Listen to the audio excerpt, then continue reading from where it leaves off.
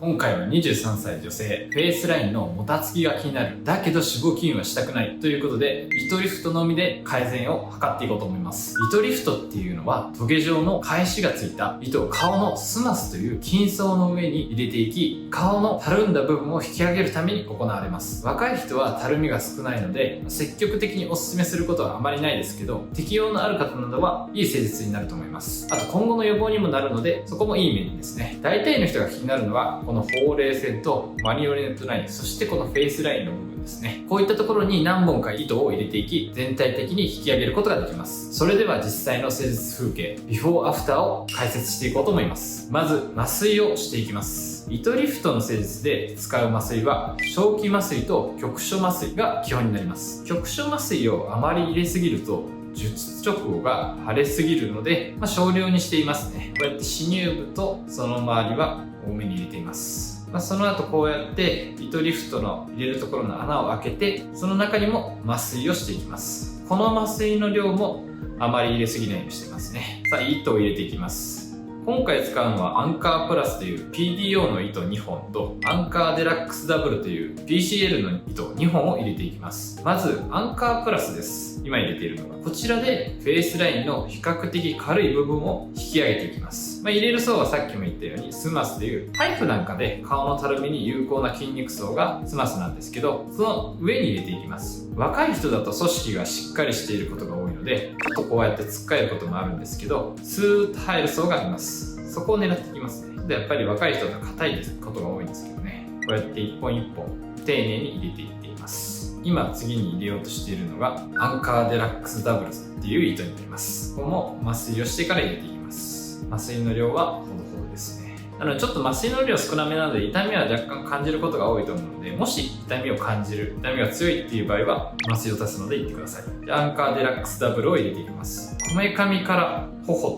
こめかみから頭皮の側頭部2箇所に糸を入れていく感じで、両方から引き上げていくのがこの糸の特徴です。今はこめかみから頬ですね。でこうやって外に出していきます。次、こめかみから側頭部に糸を入れていく感じになります。フェイスラインの前側はジョールファットなど比較的重たい脂肪があります。そのため両方から引き上げて、側頭部からも下からの頬からも両方から引き上げることで重たい脂肪をグッと上に上げることを期待しています。意外とこの頭皮の中を狙った場所に通すのはちょっとしたコツが必要になってきますね。あと糸リフトの本数に関しては何本がいいですかっていうのをよく聞かれるんですけど、それに関してはやっぱり個人差があるのと、どこの部位を上げるかによっても違うので、カウンセリングの時とかに先生と一緒に相談して決めるのが一番いいと思いますね。多く入れるからといってそれがいいわけではないですし、少なすぎると狙った効果が出せない時があるので、そこはしっかり検討する必要があると思います。でここも2本ずつ入れていきます。